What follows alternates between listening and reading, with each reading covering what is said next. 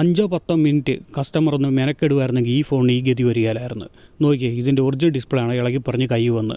ഇതിന് കാരണം എന്നാന്ന് വെച്ച് കഴിഞ്ഞാൽ മിക്ക ഫോണിനും ഉണ്ട് ഈ ഡിസ്പ്ലേയുടെ ഗമ്മ് പതിയെ മെൽറ്റാകാൻ തുടങ്ങും. അങ്ങനെ മെൽറ്റായി ഡിസ്പ്ലേ പതിയെ പൊങ്ങാൻ തുടങ്ങും.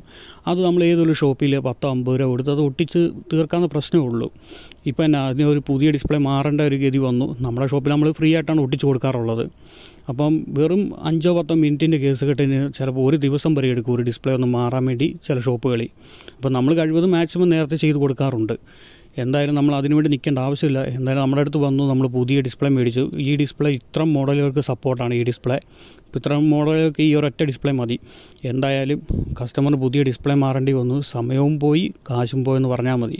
അപ്പോൾ ഇത് ആർക്കും വരാതിരിക്കാൻ വേണ്ടി ചെറുതായിട്ട് തന്നെ ഇളകും തന്നെ ഏതെങ്കിലും ഷോപ്പിൽ കൊടുത്ത് ഇത് ഫുള്ളായിട്ട് ഇളക്കിയിട്ട് ആദ്യം തൊട്ട് ഒട്ടിച്ച് തരാൻ പറയണം.